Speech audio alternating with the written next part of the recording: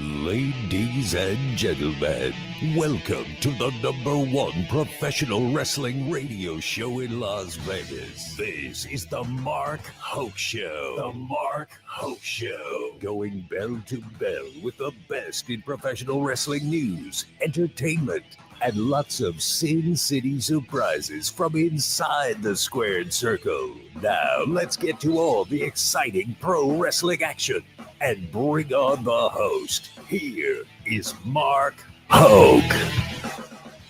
All right. Good morning, everybody. What's going on? I got to tell you, I'm in the hurt bag today, everyone. So bear with me. Caught a little bit of a bug, but hanging in there because you know what? We got to do the show. That's how it works. No, you can't take a day off. Well, you could, but I'm crazy like that. Very happy to have you with us here for the best in pro wrestling news and entertainment on the Mark Hoke Show on KDAWN 101.5 FM, the talk of Las Vegas, and streaming on X, YouTube, and Facebook. So if you'd like to join us in there and share your comments with us, we would certainly appreciate it. And we'd like to just mention once again that this show is sponsored by Dayquil. Dayquil, keeping you off your butt since about, the mid-70s, I think.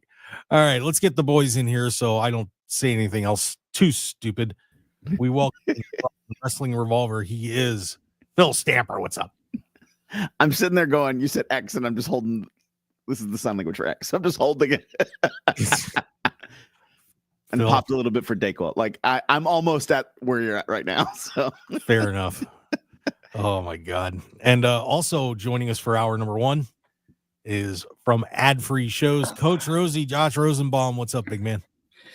Mine would be a self-induced, self-inflicted Dayquil taking today. Yesterday was a hell of a day for football. So recovering this morning. It's good to be here, and wrestling's great. Yeah, sure is. Wrestling is great. woo. Oh, but a lot going on as we're getting ready for, one hell of a Thanksgiving-ish weekend coming up, guys. Man, we are loaded to the hilt with pay-per-views all of a sudden. We got a little bit of a break over the past few weeks. But, man, we are going to be heading into Turning Point. We've got Survivor Series. We've got Full Gear. I mean, this is going to be something else. And I wanted to start off with that dreaded Survivor Series pay-per-view as we are stacking up teams for that War Games main event, fellas. And Bronson Reed has been recruited by the Bloodline 2.0, apparently. Do you guys like the decision? I like it because I think Bronson needs something more to do. So I like that it'll showcase him more. Coach, you like that one? I'd like to see him in the cage doing some of those flips. Imagine him going to some type of perch or even climb to the. Wait, there is no top in War Games, or is there? I don't know. But, I mean, imagine with his athleticism as a big guy, with him and the werewolf flying all over the place in the ring. It sounds beautiful to me. Ooh, double flips off the top of the cage. I'm down with that. That would be all right. As long as it's safe. Yeah, as long as it's safe. But, yeah, I think it's an all right choice. I would imagine then, since the boys from the other team need another player and they keep fighting, I would imagine Seth Rollins would be the choice. Maybe is that their fifth guy? Would they invite Seth Rollins into the fold on this? Coach, what do you think? He's kind of an amphibian. He can kind of fit into, or salamander, or whatever, the gecko. He Chameleon. Can kind of fit into chameleon, right? He can fit into any storyline and make the most of it. Him or Cody, I would hate to see Cody because that would look generic if they just threw him in there. I think Seth makes it a little bit more realistic with Bronson Reed. And congratulations to Bronson. He goes from fighting Braun Strowman to this storyline. Heck of an improvement. You're right there, Phil. He needs something to push him because he's a talent. Yeah, Phil, your thoughts on that? I mean, yes, we agree. Yeah. We're on the same page. This is going to be a fun morning. I can tell already. Yeah, that's okay. That's all right. But yeah, I think Bronson's in just a weird spot right now that, had he won a crown jewel, this might be a little bit different story, but he takes the loss to Seth.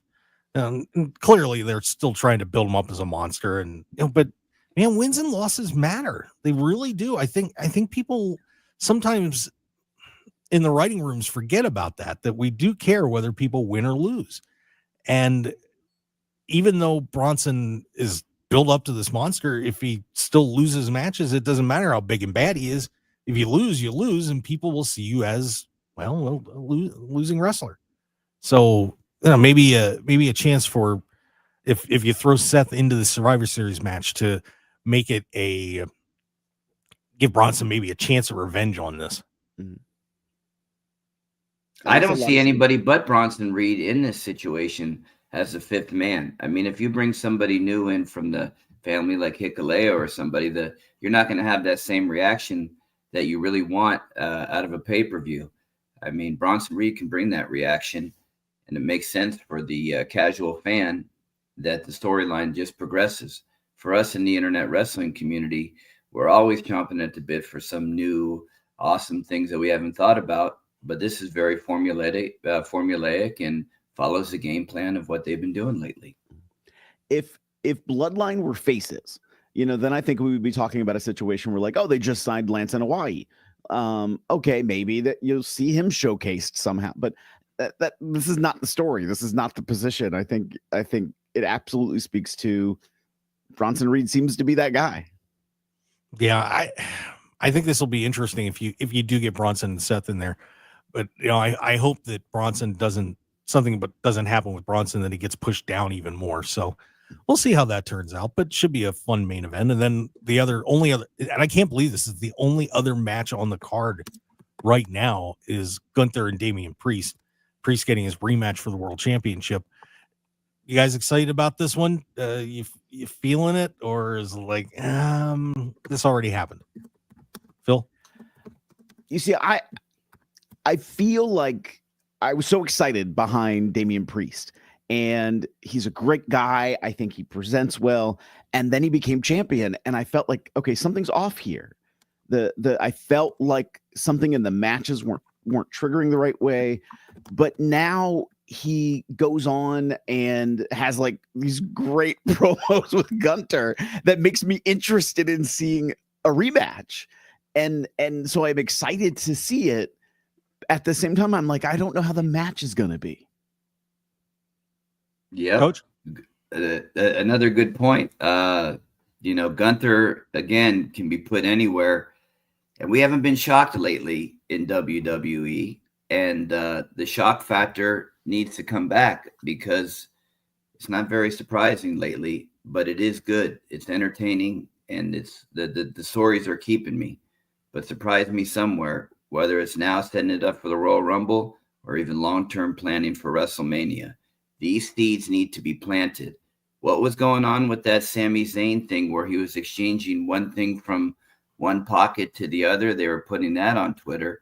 I mean, so they're starting to put some Easter eggs out there to really advance the storyline. Yeah, so we'll see how Survivor Series turns out here, but still a lot of matches to come. But another interesting thing going on in WWE is the United States Women's Championship, which I'm very excited about. I'm so down with this, that the ladies are going to get secondary championships. But I think we're also going to see an Intercontinental title coming soon for them, because all these women that are in the tournament are on SmackDown. We had the first qualifying match take place on SmackDown on Friday night, which Bayley has gone into the semifinals on that one. But guys, first, your general thoughts on secondary titles for the women. I mean, it makes sense. I don't like them. Good. We can counteract. Yeah, there you go. There you go. Ahead. No, please go ahead. I think when you have too many titles, it dilutes it. I want one or two, maybe this third one, the U.S., because it kind of fits the patriotic theme that we're running with in the country. But why so many titles? Make them worthwhile. You've seen what is done in AEW. The titles are meaningless. I would really, I mean, you say records matter. Well, being a champion matters. I watched Jake Paul go in there and get an MVP belt from his promotion. I was thinking, man, please, that is weak. We don't need any more titles. We need to make the titles even more important than they are now. And to that overall, I don't disagree. Like if you look at the WWE as a whole, the WWE as a whole has, I think, too many championships. Where I think that this differs is in women's wrestling, you don't have some of that differentiation. And we're in an age where, you know, if calling out a match and saying this next match is a women's match almost calls it out as a circus side act versus the quality main event kind of action that you can see. And so just this next match is set for one fall, and now comes the competitors. Oh, look, they happen to be female. That's the point all along in the women's revolution in wrestling, or evolution, is we're not divas. We're the competitors, just like everybody else here. There shouldn't be a specialty match. And so if it's held to that kind of caliber and expectation, okay, there should be some differentiation. And since I think I understand what the WWE is doing on the business end, you can make more money if it's for a chase for a championship. To me, that makes sense. So if you look at it as a separate entity within women's wrestling, I think it's needed. I think as a whole in the WWE, they need to trim out some of these championships. I mean, do you hear us talking about the Speed Championship? No, absolutely not. Right. Yeah, but I would like him to bring back the 24/7 title. I do agree with that. That's my favorite title. You bring R-Truth, Kazawa, bring anybody, you know, have Tiffy win it, have Chelsea win it. You know, that would be fun to bring back as a comedy bit, but you're right about the titles. Yeah, I mean, personally, I'm cool with it because the depth of the women's rosters have gotten to the point now where I think you can have a secondary championship and you're okay. And it was funny that I'd actually asked Shawn Michaels about that when they were putting together the North American Championship in NXT. And I said, Shawn, we're going to be seeing a U.S. Intercontinental title in the women's side. He's like, well, it's out of my pay range. Yeah, whatever, Shawn. I appreciate you totally lying to my face that I busted you guys. But yeah, I'm cool with this as long as you book it right. And I was thinking about this in my drug-induced stupor this morning, that those secondary titles, if you do them right, they're great. If you think back to what I would call maybe the glory days of the Intercontinental Championship, back in the days of Randy Savage and Tito Santana and so many other guys, that belt really meant something because of the feuds that you had. And the same thing with the U.S. title in the NWA. You had Magnum TA, for example, and Nikita Koloff and Tully Blanchard and all those guys elevating that title, and you had great matches and great feuds over it. Whereas I don't know if they've really done a good job in WWE making us really care about that. Now, I think Gunther did a great job as Intercontinental Champion. He built that title up. But like the U.S. title has just been kind of, I don't know. But it'll be interesting here with LA Knight and Shinsuke, as apparently that feud's going to happen. But I'm cool with the women getting an extra shot and see what they can do with it. If it works, it works. Doesn't. But I feel like the division's gotten big enough that they can have another championship for everybody. It'll be okay. So I'm down as long as you book it right. That's how it goes. Very true. But I have faith in Triple H. He hasn't stumbled yet. Maybe. I see Phil got a cringe on that one too. But that's okay. It's not perfect, but they're doing a pretty good job. Progression. They're progressing. Yes. Oh my God, we're all messed up today. Oh my God, this is going to be one hell of a show. Oh man, for those that didn't catch the open, I am loaded up on cold meds, so I'll try not to drop any profanities or anything like that as I go along, though I really want to right now. Trust me, getting out of bed this morning was not fun, fellas, but I did it for all of you because I love you. Boom, boom. All right, we're going to take a break, and when we come back, hey, we got a big announcement on the WWE ID program for all of you fans in Las Vegas. We've also got a couple other interesting things coming up. Eric Bischoff is going to be making an appearance in MLW. Interesting. And then I'm going to start a little fight with you guys about, What's going on with heels in pro wrestling? Why is everybody cheering them so bad? Stick around, everybody. We'll be right back. 1 in 4 Americans have a disability.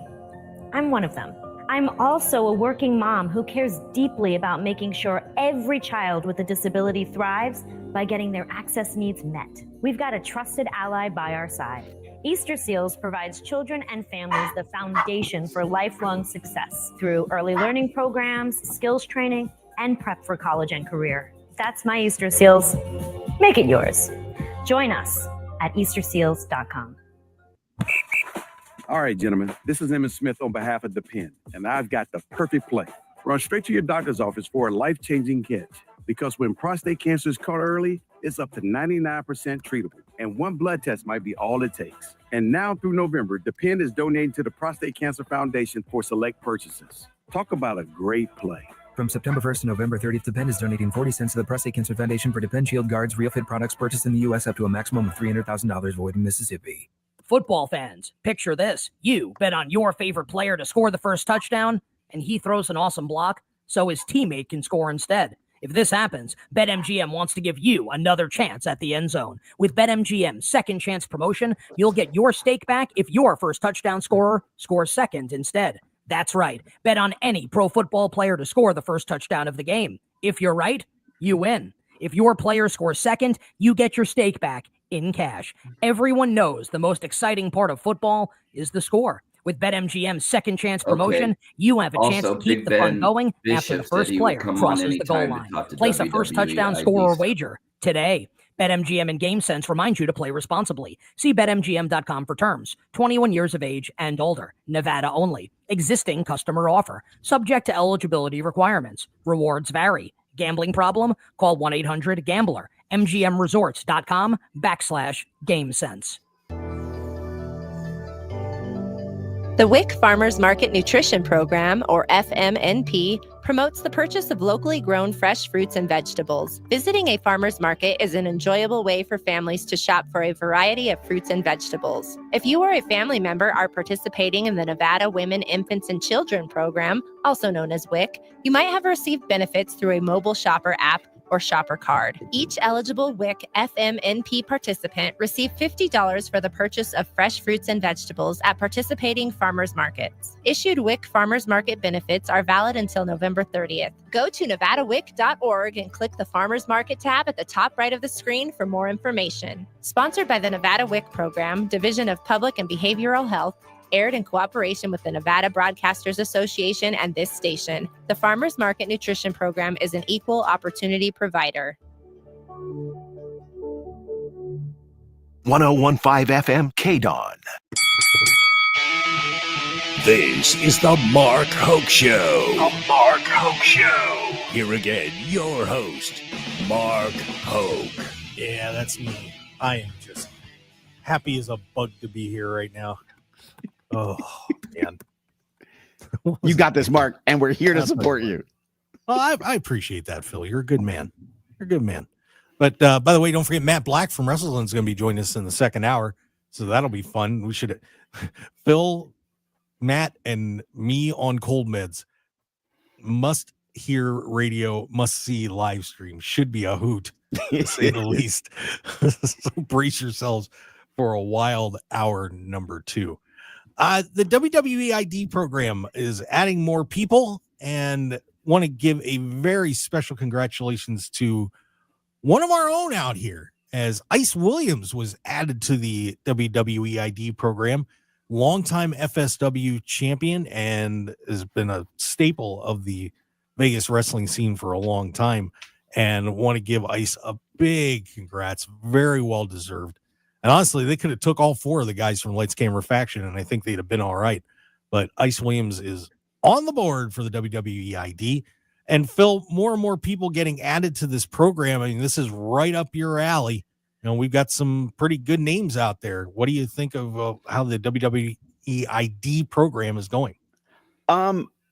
For the most part, I'm going to say, well, you know, I look at a Jack Cartwheel and I look at a Jackson Drake, and I'm like, this is awesome. I don't know Ice Williams that well, but I've heard of him at least. You know, so some of the other folks I've heard, there is 1 or 2 choices I'm like, Oh, interesting. Just because I know where they're at talent wise, that I have some question marks when I look at especially some other comparisons. I am more surprised that they first announced, here are the schools associated with WWE ID, and many of them made sense. Booker T especially, I think he develops tremendous talent. And then the first few hires from WWID had nothing to do with any of those schools. And I'm like, well, that's interesting and telling in itself too. And then they brought in Gal, who has gone through, I'm going to mess up the name, I think the Elite Professional Wrestling School up in New England. And I was like, okay, there's one, and so, and he's also a phenomenal talent too, with a phenomenal look. If you haven't not seen him, check out Gal. So I think they're going in a very interesting direction. I'm curious what it's going to mean next. I think there's some other questions, like over this weekend, I heard questions like, so does this mean they can't then, they haven't, some of these folks haven't never gone in for a tryout. So are they being brought in for tryouts, or are they next in line then for developmental deals? What about the people that just got signed who haven't gone through this? Where do they sort of stack up in the rankings of everything when it comes to a future pathway? Does that then block them from some of their opportunities? And I think I heard, and I don't know this to be true, but I think I heard that this feels more rumor, that in the WWID program, that the WWE has the right of first refusal. So if you get an opportunity to sign with like another company like an AEW, that they would have the first opportunity to say, hey, we're interested now first before you can go there. Yeah, there are a lot of questions about this. And, I reached out to Ice. I was trying to get him on the show. We'll see if we can maybe get him on and answer some questions about that. But Coach, what do you think about this program? Do you think overall this is going to be a good thing for the independent wrestlers, or is there a chance that they're going to kind of maybe locking themselves into something that maybe they don't necessarily long haul want to be in, considering, like I said, Phil said, there's more opportunities out there than just WWE, and say New Japan or AEW want to get a hold of them. Does this actually restrict them a little bit? It might. I don't know all the X's and O's of it all, but for some people, WWE or bust. That's what they think. They don't want to go through, the trials and tribulations of going through the indies. Maybe their goal was to just, be a WWE superstar, and they're going to go all in and try to make that happen. So it's really personal preference. Some people like to grind and really hone their craft and pick up tricks and traits and characteristics from every aspect of the country. And some people just might want to, be a sports entertainer and learn the WWE way. So in my opinion, it's win-win, because if you want that, go for it. If it's going to tie you in, well, being tied into WWE isn't the worst in the world. Exactly. Yeah, no doubt about that. And I'll be curious to see how this program turns out. When you do something new, you never know which way it's going to go, but it certainly can't hurt WWE, who, it's funny, Phil. I mean, just thinking about this a couple of years ago, they were like, we're not going to get any indie people. We don't want the indie guys. We want to just bring in our raw people and train them ourselves. And now all of a sudden, with Vince gone, we got an ID program. Well, it was Triple H, though, who put over the NCAA recruitment program. And so I don't think this stops that. But I think it's recognizing, no, we do have this talent that we do need to rely on, because if you only build a program that only features this group of talented people from this one base, then, where is the diversification in the education and knowledge base that you bring up? You can train people to wrestle, but then you have to build in a little bit more of the naturalization of how you feel in a ring and how you present in a ring, when you already have a core of people who have been trained to do that specifically and can do it really well. And I remember, and I think we talked about this one time before, when NXT first started, that was the whole thing. Oh, they're going to bring in these football players. I think they had signed an agreement with the NFL Players Association back then to, like, retired players could jump to the WWE very quickly. And then they hired Kevin Steen and Sami Zayn, Sami Callihan, like a few others. And it was like, oh, they're probably just going to use them to train these guys, help train these guys to be better wrestlers. And who's had the Universal Championship multiple times? Kevin Owens. Sorry, I keep saying Kevin Steen. Kevin Owens. It's okay, I understand. Who's one of the most highly regarded people on the roster? Sami Zayn. Like, so it's sort of like, well, wait a minute, then what is the story here? And so I think you could do both. I think this doesn't disregard the NCAA recruitment opportunity, but it also keeps a focus on independent wrestling, which is, I think, a good thing. Yeah, one thing that's interesting about NXT that you brought up too, Coach, is when you look at the list of people that have been NXT champions, it's not that many of them that end up going on to becoming a WWE champion. I think I only counted like 9 or something like that. It was a very small number. It's kind of weird that it works out that way. And I don't know if that's just because of what Vince was doing or how that all worked out, but succeeding at NXT does not equal succeeding on the main rosters in WWE. Yeah, I don't know. That's a good rabbit hole to get down. But NXT, that NIL money that they're giving college kids, that's a drop in the bucket, because a lot of great college wrestlers don't go to some of the best universities. So to throw them $20,000, $50,000 to have an opportunity at a great wrestler in the future, that's a smart move, because now with NIL, it opens up everything. And, WWE, they're just hoarding a little bit.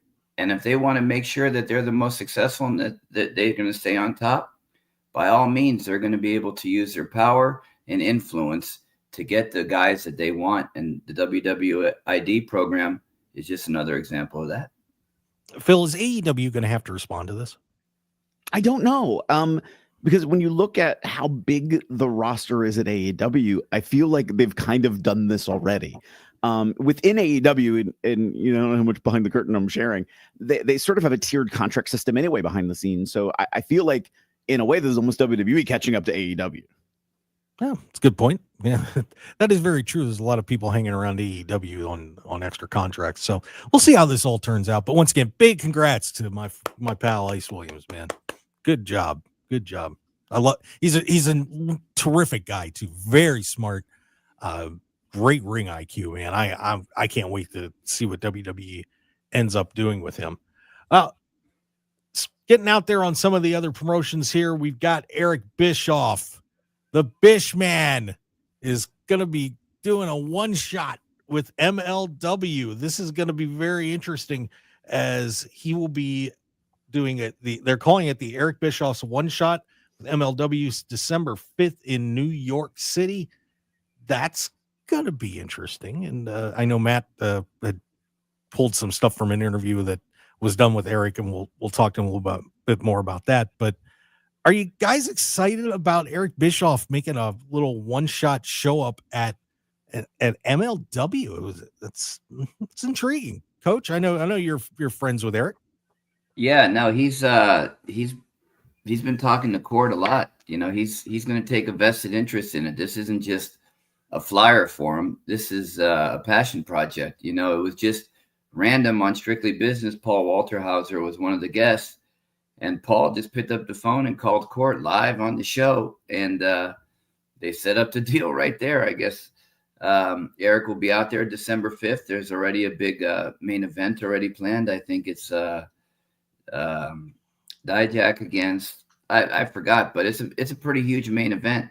But he's going to be working more on not changing storylines, but working on the production side of it, the lighting side of it, maybe give some of the guys some clues on how to advance the story. But it's not going to be an apocalypse of MLW and Eric's going to take over. He's just going to be there to put his spin on things and to really give him that thrill of being backstage one more time. Yeah, and Phil, it's very interesting that MLW decided to do this. They just won that lawsuit against WWE and picked up, I believe it was $20 million, if I remember right. Mm-hmm. That goes a long way in upping the things that you can do with your organization, and bring in Eric Bischoff, even if it's for one night, just kind of hang around and take a look around and give him some tips. That's not going to hurt, and that's probably money well spent. I mean, one of the most interesting things when during TNA, when Hulk Hogan and Eric Bischoff went over there, was they brought production knowledge. That was huge. That made a, no pun intended, impact to their production. And MLW needs some help in that regard. And they're having a change in production right now. They lost one company last week.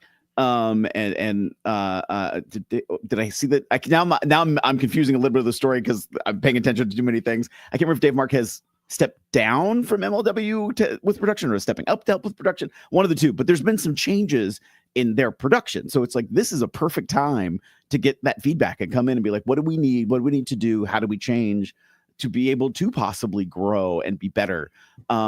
Because I like a lot of the talent that they bring in, and they showcase a lot of young talent who don't have some of those eyes on them yet.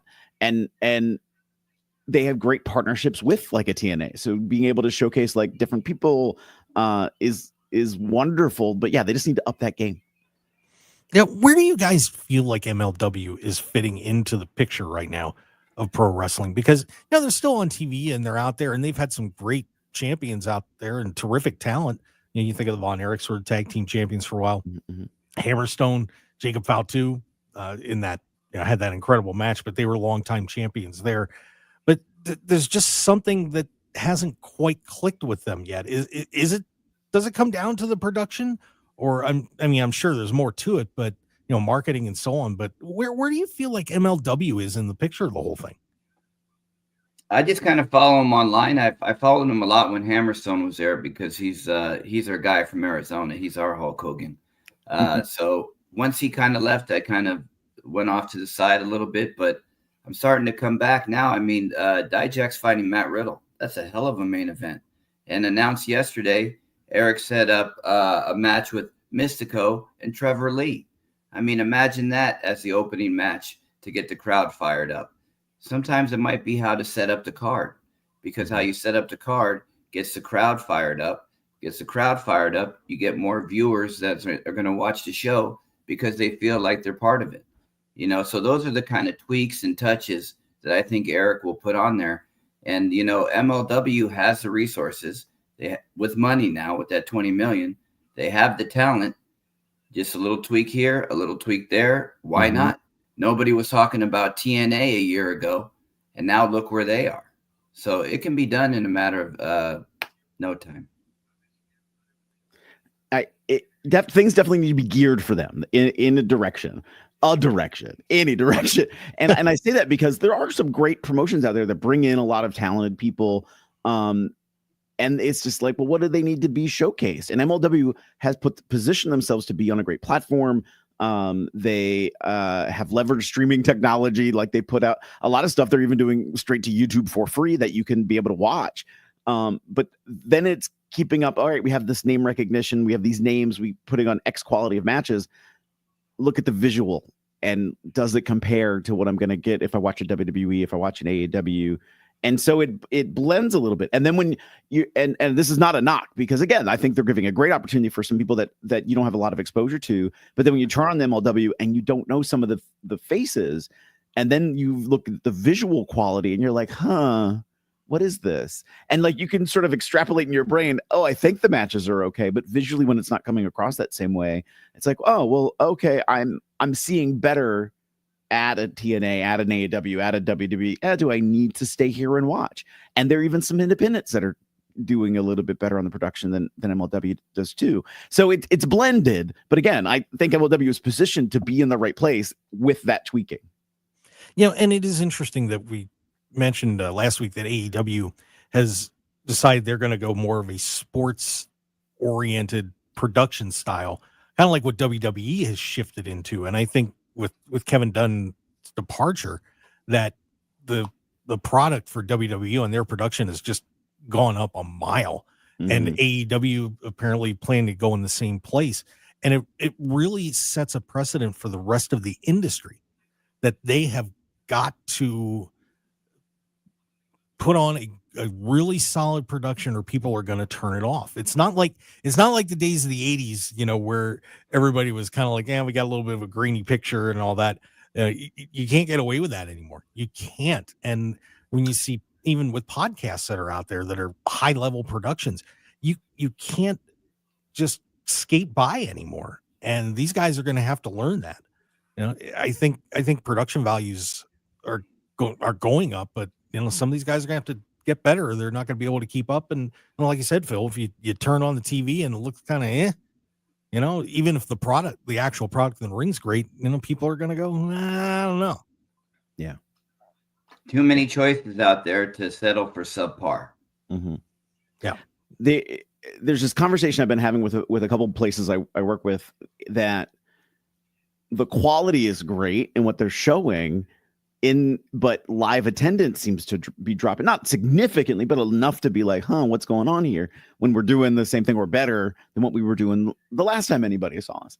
And I think some of that has to do with the overexposure of wrestling. You're seeing wrestling, a broadcast wrestling event every day of the week. And then if you also have like an IWTV or a Fight TV Triller, or Premium Sports Network or High Spots Network, like any of those streaming services that are out there, then there's all these other opportunities to also stream additional content.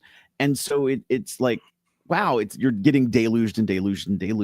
And so it's like, even for a live events, it's sort of, well, how do you reincorporate them to make it feel like a bigger event? Yes, the energy is way different when you're at a live event compared to watching it on TV. You feel that energy. You're pumped. You get just naturally excited when you're live in a crowd that's active and yelling and screaming and cheering and booing. Like you feel that energy, and it's great. So much more compared to just sitting at home and watching.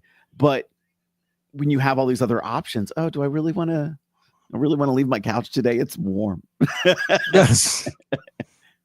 Yeah. And it's very interesting. And we'll, at some point during the show, we're going to mention that what AEW is apparently going to be doing with Collision. And I'm not sure it's a real good idea, but we'll see what happens with that. But we'll talk about that a little bit later. But we've got more coming at you here on the Mark Hoke Show. And by the way, don't forget, if you want to get those great travel prices for your hotels, go to TravelShark.com/Hoke Show. That's the TravelShark.com/Hoke Show. Get those Priceline employee rates all the time, no matter what. And you'll actually get to see what they are. Go ahead and sign up right now at the TravelShark.com/Hoke Show. We'll be right back on the Mark Hoke Show, everybody. Stick around for more.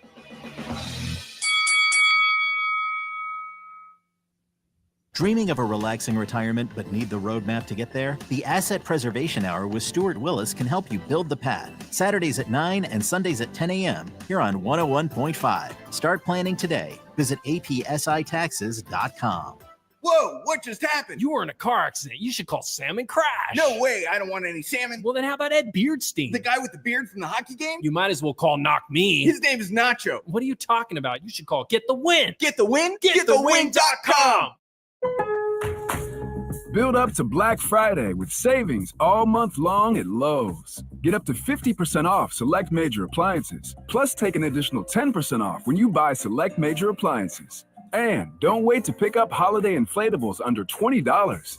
Don't wait to save, in-store or online now, because Lowe's knows deals. Valid 11/6 through 12/4. Cannot be combined with additional discounts. See Lowe's.com for details and qualifying items while supplies last. Did you know that Wendy's has any size soft drinks for just $1? Yeah, any size, anytime. Like $1 Coke, $1 Sprite, or even $1 strawberry Fanta. Okay, could we maybe switch up the sound effect, please? I'm losing it. Wow, no, not that. Any size soft drink for just $1? Gotta be Wendy's. Limited time only. Price and participation may vary. A la carte only. Not valid in a combo. Exclusions apply. Did you know you can get your prescriptions for less at your local pharmacy?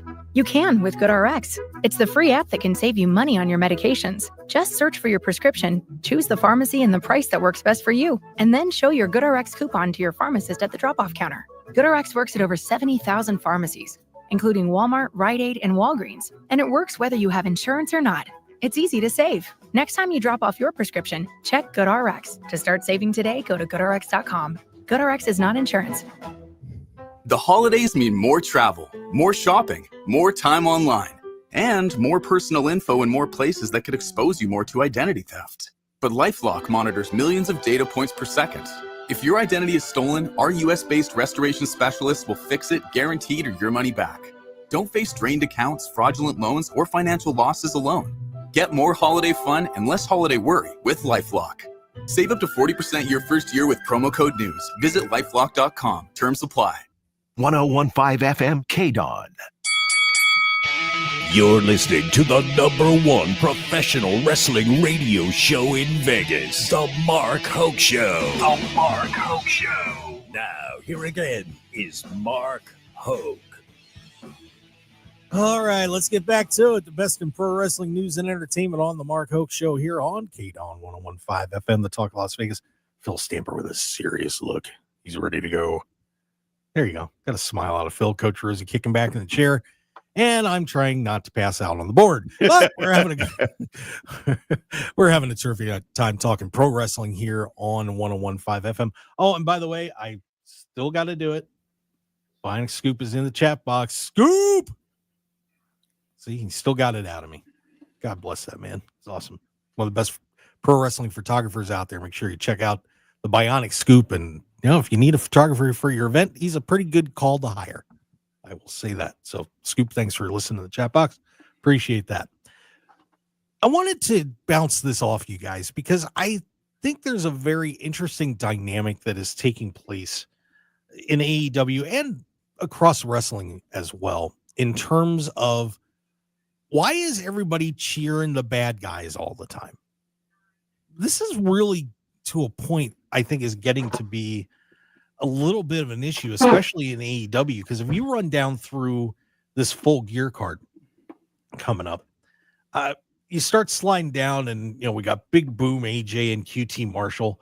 And, we all knew that, while Big Boom was a wrestler, I think a lot of people wouldn't mind seeing AJ or QT deck him because we're already tired of that thing.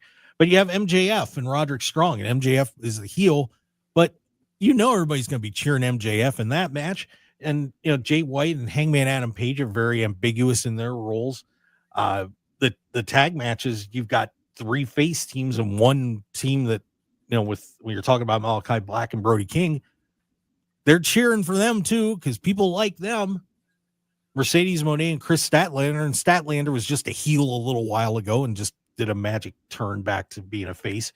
Swerve and Lashley, I almost wonder what the crowd's going to be like for that match because everybody's cheering for Lashley and he's supposed to be a heel, and Swerve was in the same spot too where he was doing heel things, but people were cheering for him, and you keep going down. Jack Perry, the anti-hero, and then you got Mox and Cassidy, and Mox's guys were getting cheered on the last episode of Dynamite. Do we have a problem here, fellas, of the definition of what a heel is as opposed to what a face is? We'll go to you, Coach.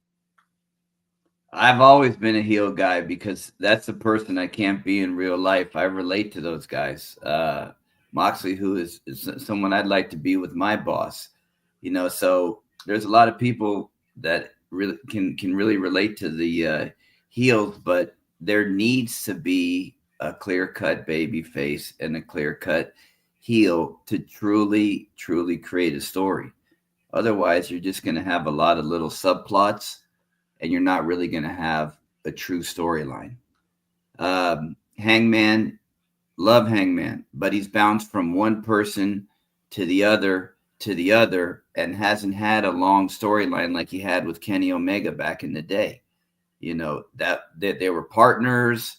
They went on and had that singles feud, but there was continuity within the storyline. That's the big issue right now is you have these per pay-per-view storylines that get a lot of buzz, but then there's no longevity because they switch it up right off the bat when they go to the next pay-per-view. Phil, what do you think about this issue? I mean, is this something that people should be really worried about in pro wrestling? Well, to me, it's a big mix, because people said the same thing in the 90s. Here's Stone Cold Steve Austin. Well, where is he? And, they tried to land, he's a tweener. And it's like, I think there was an attitude shift. I think they were tired. Fans were seeing the same thing over and over. They wanted something different. And so what they're getting is you were seeing sort of placid Jon Moxley. And now you're seeing aggressive, intense Jon Moxley, which is what people wanted to see. So now it's like, well, okay, but they've been violent. We booed him when they almost killed Bryan Danielson. And now we were excited that now they want to wreck shop, and now they want to rewrite the wrongs of AEW, which we've spent some time talking about ourselves. So it's sort of like, well, maybe, I'm interested in what they're doing. And now there is also a little bit of the delivery, and this is sort of a general heel statement. This is not necessarily a Jon Moxley thing, but there's a lot of people who are, I'm a bad guy, but I want you to like me. It's like, what? I don't know. Maybe we're also seeing that in some of our national culture too. I'm a bad guy. I want you to like me. But I'm a good guy, and I want you to think I'm cool, yo. So I think there's this weird blend of even talent wise, like where they're trying to set up their own personas to drive traffic and interest. Maybe the product needs to develop it a little better, but maybe that's why Moxley's getting over so in the way he is right now at AEW, because the product hasn't been delivering that quite as well. And like Josh said, there's been a lot of, for some people, they bounced here, they bounced there, but they bounced here. Like there's no clear, like who they are, delivery. The international audience might understand, the United States audience might not understand. And yeah, there needs to have, in AEW specifically, there needs to be a clearer focus on a lot of things, which is the whole point of what Jon Moxley is also saying and doing. Yeah, and by the way, we're on with Phil Stamper and Josh Rosenbaum, and because I think it's funny that when a heel actually hits a point that people can identify with, like with what is happening with Jon Moxley and saying AEW needs to change. Well, there's a lot of people out there that are saying, yes, AEW needs to make some changes. We're cheering for you. We're on your side, even though we should be hating you. You know what I mean?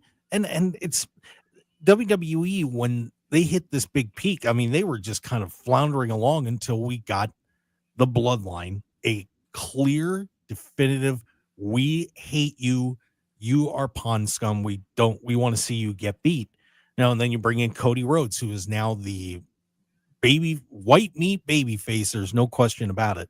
And I think that when you're able to delineate those roles a little bit better, it gives you the true good versus evil battle that everybody's looking for. And I think it makes it a little tough when you have guys that are, everybody's kind of walking the line. People, I don't think people get as enthusiastic about it as they do when you have a clear cut, yes, this is the good guy. Yes, this is the bad guy. We know who we're cheering for. We want the bad guy to go down. You know what I mean? I do. I mean, I'm trying to count in my head right now how many true baby faces there are in AEW besides Orange Cassidy, who's Darby. Clearly, and Darby and Adam Cole. And Adam Cole is on the periphery because he's flip-flopped a couple times, but there hasn't been true baby faces to the extent that where you can have these long storylines. Yeah, see, I wouldn't even put Adam Cole in the baby face line when you think about it, because he was just torturing MJF for a little while ago, and then he got hurt, and all of a sudden now he's like, oh, I'm going to kill MJF, and but nobody wants to see that happen to MJF. I think more people would rather see MJF beat up Adam Cole right now, to be honest with you. I think there is a little bit of that, to be honest. Yeah, but that's kind of because they've also flip-flopped their own roles a bit too. So there's a little bit of a what are we doing here? Oh my gosh, it was only last weekend MCW had MJF at a fan jam convention where he was signing autographs, and the line was through the door. So he is drawing attention. Yeah, and Phil brought up a good statement too when you said drive traffic. In today's world, in 30-second clips, heel chaos drives traffic. It's going to keep you for all 30 seconds of that video. Whereas if you see Cody, you kind of know what to expect, and you can kind of click out of it within the first 10. But if it's a Moxley, you got to watch all 30 seconds, because what can happen? Is he going to put a bag on someone's head? Is he going to break someone's neck? Is he going to light somebody on fire? So driving traffic is a big, big thing nowadays. Yeah, it's a fascinating situation for everybody in pro wrestling right now that I'm sure all of you are doing. I know Phil Stamper's a perfect heel, and no one will cheer for Phil whatsoever.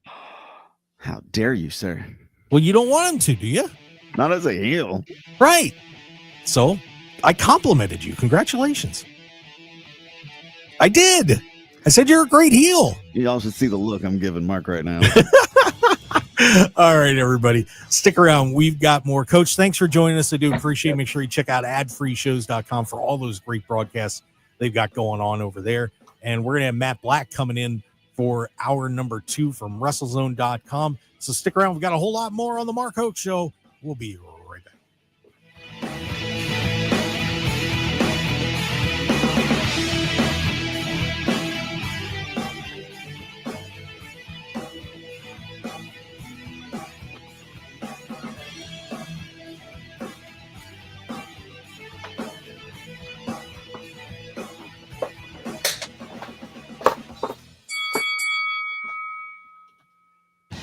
Want more of The Mark Hoke Show? Follow us on Twitter at Mark Hoke Show, like us on Facebook at The Mark Hoke Show, and visit markhokeshow.com to keep up with everything happening with the show. And remember to check out all of our archive shows on YouTube at The Mark Hoke Show and download our podcasts at markhokeshow.podbean.com and all your favorite podcast outlets. So join The Mark Hoke Show family today, and thanks for listening. Dear Plugged In, you in on this? Toyota's versatile SUVs roll up their sleeves and take on tough jobs, dress up for a night out, or haul your family and friends with their spacious interiors. And they're available with some real sweet tech. Want a hybrid SUV? Oh yeah, they got those too. All with a slew of standard features so you won't break the bank. Get the juice at Toyota.com, folks. Visit your Southern Nevada Toyota dealer today. Toyota, let's go places. Looking for high-quality custom screen printing in Las Vegas? Look no further than Off Grid Creations. Need a few custom t-shirts for a local event, band merchandise, or family reunion? We've got you covered. Large order of uniforms for your staff, sports team, or club? We can handle that too. Our experienced team will work closely with you throughout the entire process from design consultation to final product. Call us at 661-300-1115. That's 661-300-1115. Or visit our website at off-gridcreations.com. Get a free consultation today. Do you know that Wendy's has any size soft drinks for just $1? Yeah, any size, anytime. Like $1 Coke, $1 Sprite, or even $1 strawberry Fanta. Okay, could we maybe switch up the sound effect, please? 'Cause I'm losing it. Wow, no, not that. Any size soft drink for just $1? Gotta be Wendy's. Limited time only. Price and participation may vary. A la carte only. Not valid in a combo. Exclusions apply. Okay, everyone, what did you think of the chocolate bar? It's too chewy. Feels kind of chalky. Too much nougat. I need to go brush my teeth. Business is booming for Steph's small marketing research firm. After all these focus groups, there's only one conclusion. I need more researchers. And she's way too busy researching Does this have peanuts? to waste time researching resumes. I need Indeed. Indeed you do. Put our matching platform to work so you can spend less time searching and more time connecting with talented candidates. Visit Indeed.com/credit and get $75 towards your first sponsored job. Terms and conditions apply. Join the Vegas Chamber today. Being a member of the Vegas Chamber sends a powerful message of credibility and that your business is connected to a larger community of organizations dedicated to ensuring Nevada is a great place to live, work, and do business. Joining the Vegas Chamber and becoming part of the largest business organization in Nevada has never been easier. Grow your business within your budget. Visit vegaschamber.com and join today. Sponsored by the Vegas Chamber in cooperation with the Nevada Broadcasters Association and this station. You love your city, but let's be honest, the commute, not so much. That's where the free Odyssey app can help. Download the app and follow your local news station so you can get the latest traffic reports or find if your train is on time before you walk out your door. Knowing all this gives you time to think about the essential things like, do I have time to get coffee? Download the free Odyssey app and search your local news station. That's AUDACY.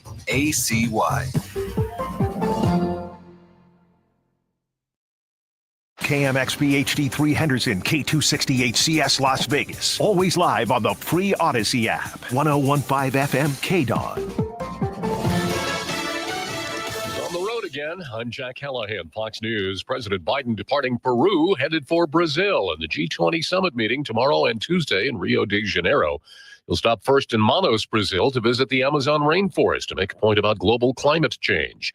Yesterday, the president met with China's President Xi at the Asia-Pacific Economic Cooperation Forum, saying the U.S. and China must maintain a civil relationship. As you indicated to the people around the world, we are the most important alliance or most important relationship in the entire world. And how we get along together is going to impact the rest of the world.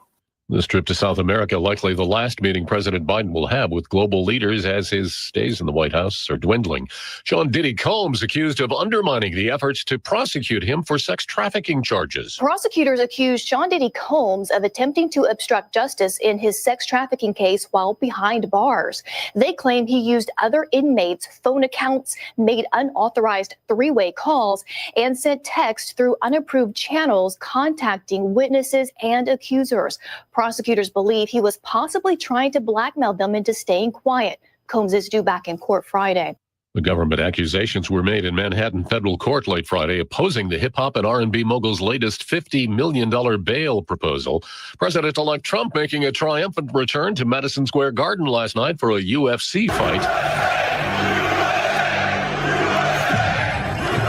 President-elect was joined by UFC boss Dana White, Elon Musk, Robert F. Kennedy Jr., Tulsi Gabbard, House Speaker Mike Johnson, and others from his transition team. UFC hardman John Jones sent the crowd wild after handing the championship belt that he had just won to the president-elect. America is listening to Fox News.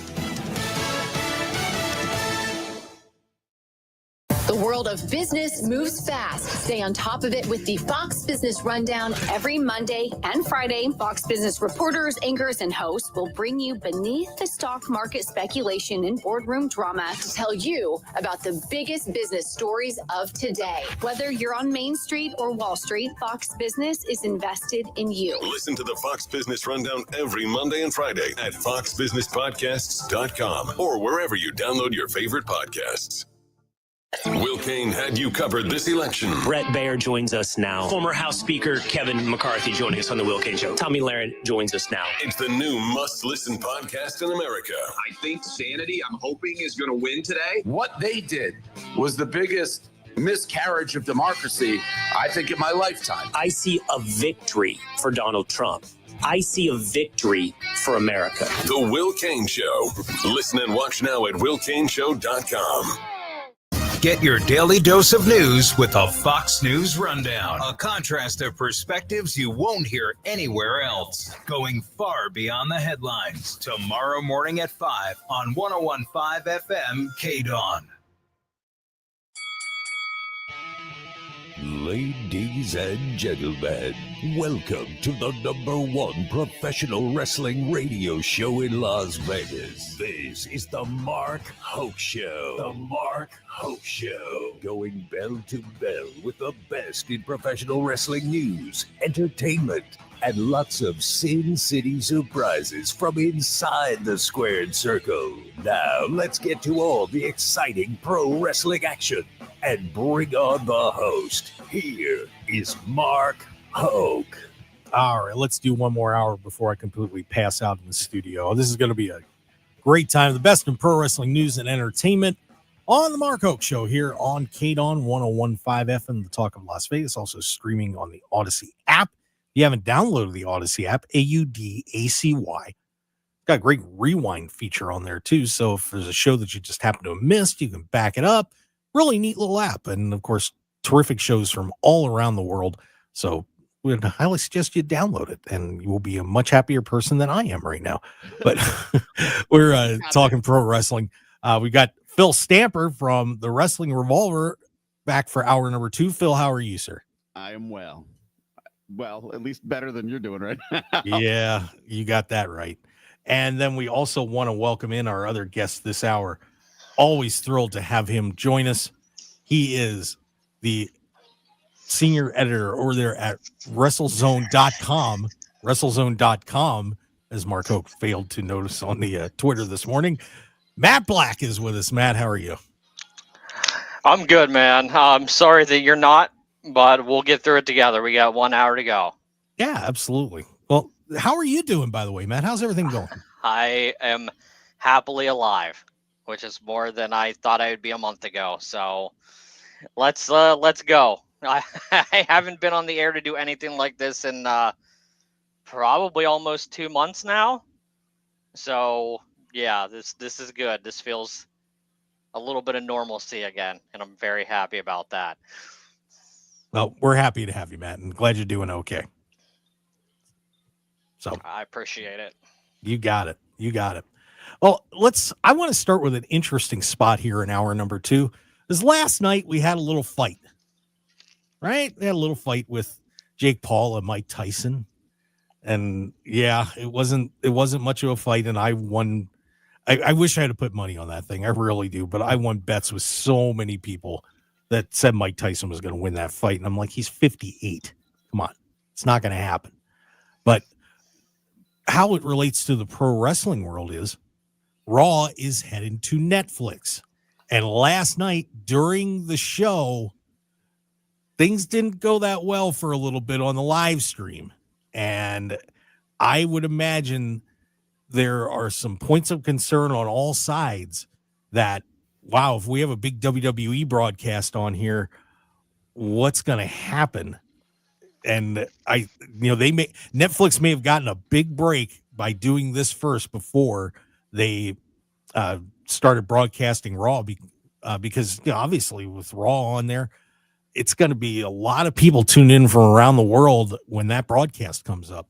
So let's start with you, Matt. Did Netflix and WWE catch a break seeing that there might be a streaming issue on Netflix here?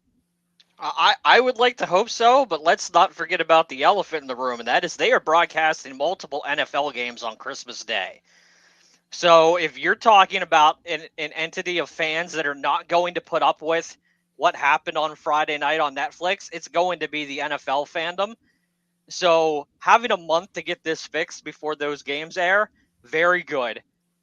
WWE, I'm sure, is thrilled that these two things are guinea pigging their lead into Raw in January. And let's not forget, outside of the United States, Netflix gets everything WWE. Raw, SmackDown, NXT, premium live events, WrestleMania 41 will be on Netflix everywhere outside of the United States.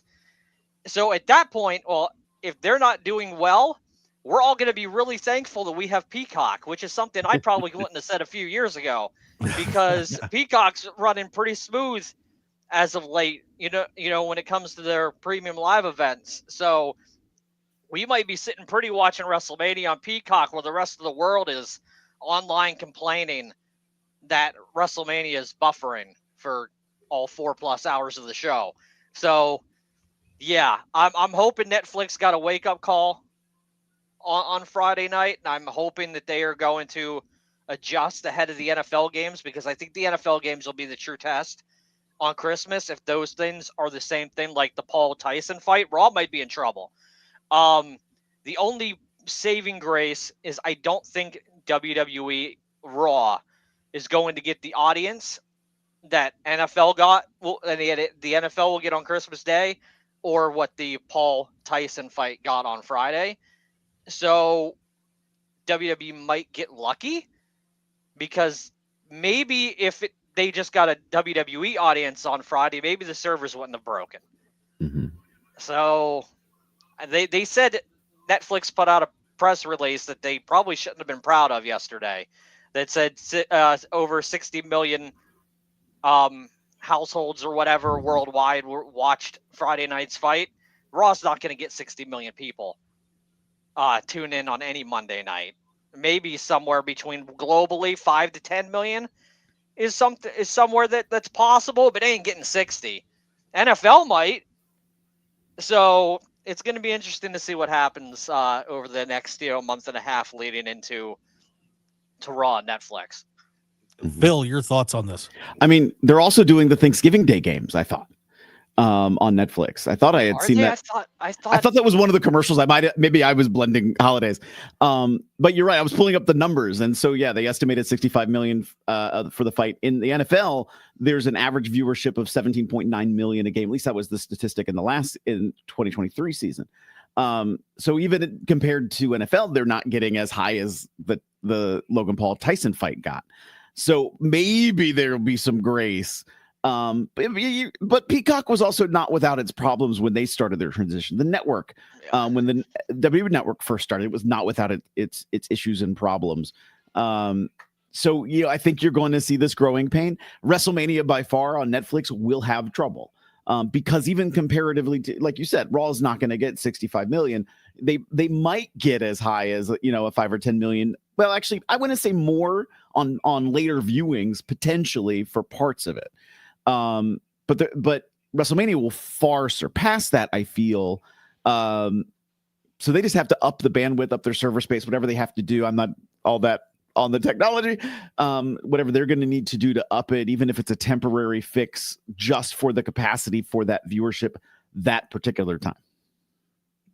Yeah, this will be interesting to see. Like I said, I think WWE may have caught a break with this happening so that they know, okay, you know, everybody's got a little bit of work to do here. So I just thought it was interesting that all that happened last night. And now, you know, with going on Netflix, I mean, that's one of the disadvantages of going on to a site like that. It's a way different ball game. So we'll see.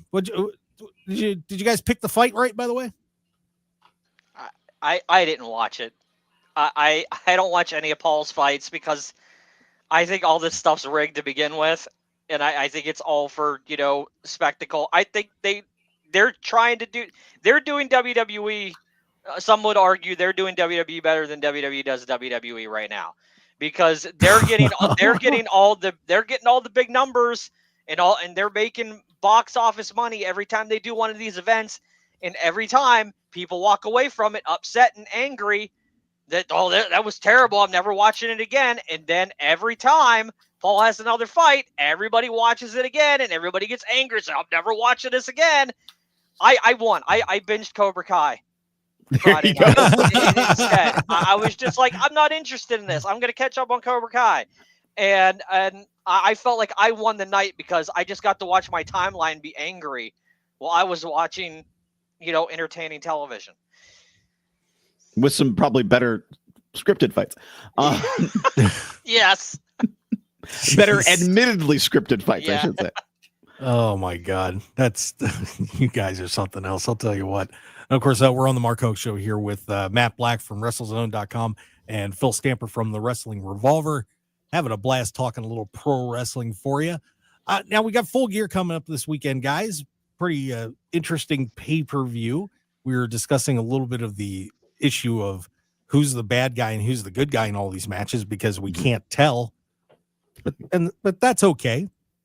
Let me start with you, Phil. What matches are you most looking forward to on the Full Gear card? Do you have any thoughts about what you're excited to see? You know what? I'm going to... I don't know, because I don't even think I know the full card, if I'm being completely honest. Just in my own viewing has not been great this last week, or last few weeks. You know, I want to be excited for Strickland and Lashley, and I'm not. I feel bad for that. I like both guys. I just, for some reason, this match isn't. I like what they're building. I like the antagonism, but it almost feels like I forgot their AEW name. A little bit rushed, but I feel like it's more like the Hurt Syndicate versus Prince Nana than it is Strickland. I feel like they've gone after Nana a lot, even on social media. Like there was at the big event in the it's a New York fan convention autograph signing that happened last weekend. There were social media clips of them going after Nana, who was signing autographs there. So I feel it's been more about that. You know, of course, I want to see what happens with Moxley, but I kind of like what we were just talking about. I hope he runs roughshod right through Orange Cassidy, which will piss everybody off because that's supposed to be that's the main event. So, a squash might not be. It might make some people mad, but it might send a statement. Maybe people start hating Moxley. Matt, what do you think about this Full Gear card coming up? I mean, there's a lot of interesting matches on the card. I think as of now the card's pretty stacked. I'm sure they'll add another match or two this week, but like I'm excited for what we're gonna get. I don't foresee Cassidy beating Mox. I think that's Darby's spot to have. I think Darby will beat him, and then you got to worry about the potential Christian Cage cash in right afterwards, which may be thwarted by a returning Adam Copeland. I don't know. I'm just spitballing. I think Ospreay and Kyle Fletcher is going to freaking be awesome. I'm looking forward to Mercedes Moné and Chris Statlander because I think this might be Mercedes' best pay-per-view match since signing up with AEW. I think there's a lot of potential for that match. I think Perry and Garcia, especially after the storyline that took place on Collision last night, has a lot of heat behind it, and that should be a lot of fun. I think that's probably going to be the only title change of the show. I think Garcia is going to win. I think Garcia is going to win the TNT title next weekend. But yeah, I'm looking forward to the show. And I mean, honestly, if you're not hyped, just watch that 8-minute plus November Rain video package that closed Collision last night. That's all about, Full Gear. And I think you'll be more hyped for the show, seeing everything, all the build and everything that's gone on condensed into like an 8-minute video package, which is funny to call it a video package of 8 minutes condensed, but it worked perfectly with the November Rain song. Definitely old school ECW type vibes when they used to use music that they didn't actually have the rights to. So yeah, I'm looking forward to the show. I think Full Gear is going to be very good next weekend. Yeah, the Mox Cassidy match seems like Mox is going to probably roll through that. I wouldn't be surprised on that one. I would agree. Ospreay Fletcher is looking pretty good. The Jack Perry one, I don't know if Jack's going to lose the title or not. I have a feeling that might drag out a little bit. But if he doesn't have the Bucks to back him up anymore, and Okada's preparing for the Continental Classic, Perry's on his own. I think if there's a time to pull the trigger, it's now.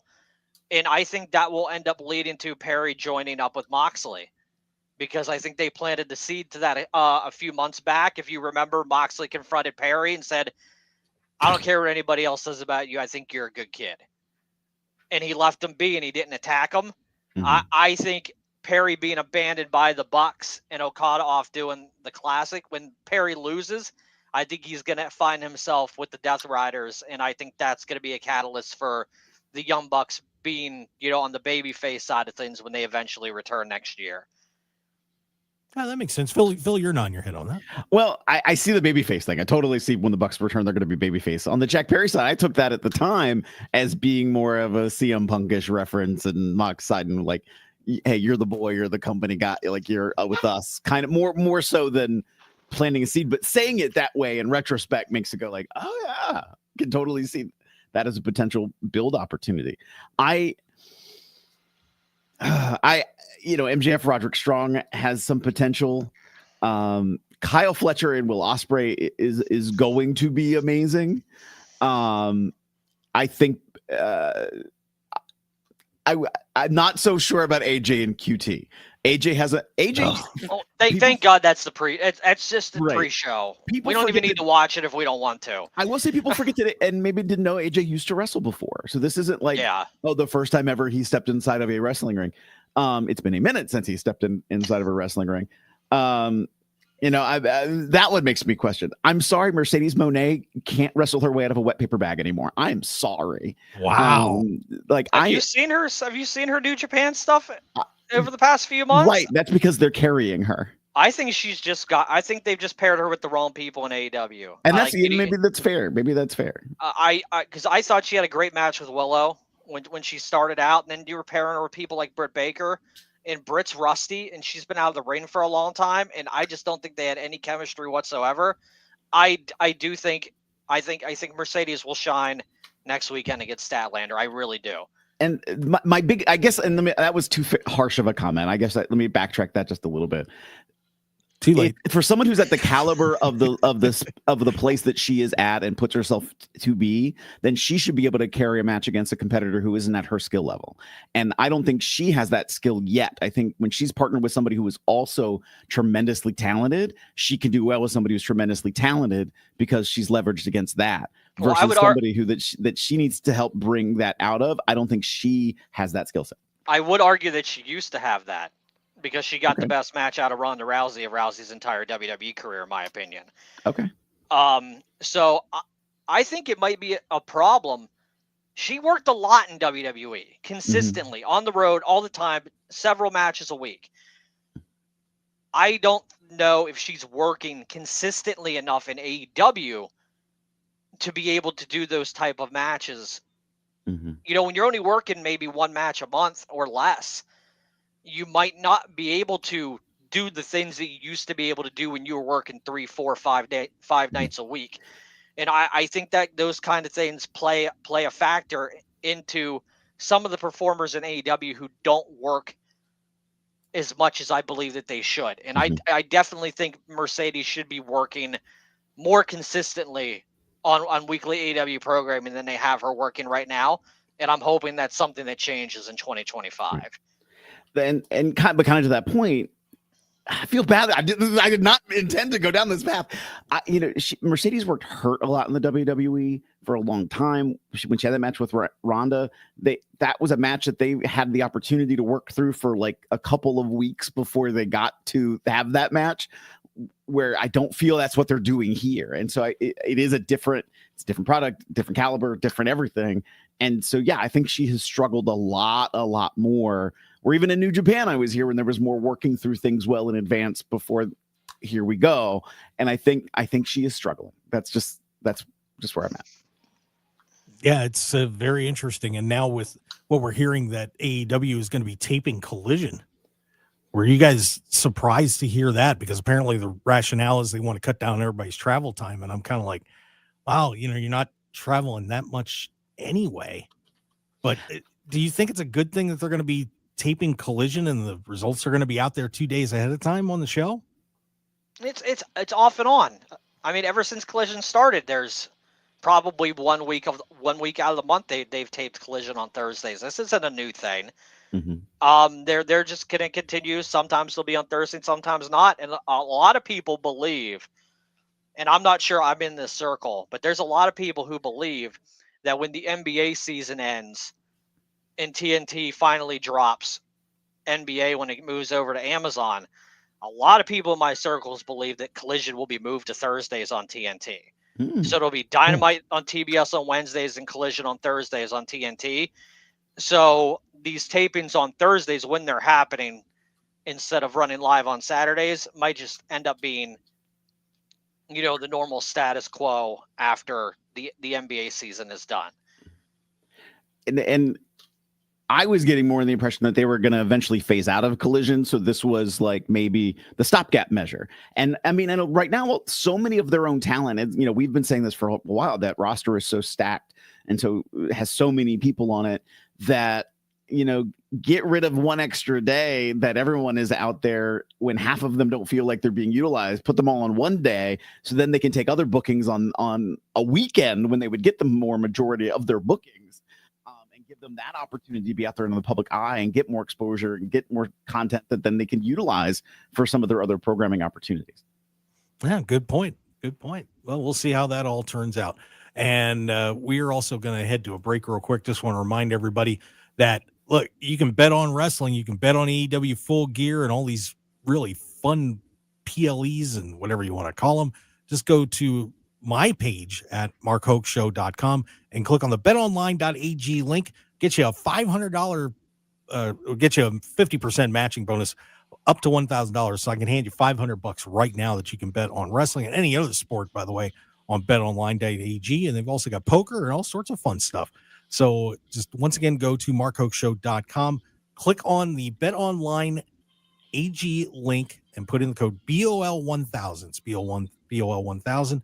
And you can throw a little money down and make it even more interesting with your friends when they are wrong. It's always a blast. All right, stick around, everybody. We'll be right back with more on the Mark Hoke Show here on KDAWN. It's the best in pro wrestling news and entertainment. Phil Stamper, Matt Black, and a whole lot more. We'll be right back.